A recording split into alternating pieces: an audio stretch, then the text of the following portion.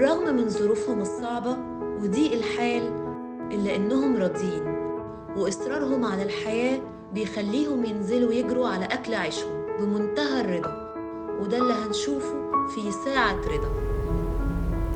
استنى كده يا محمود، اقف.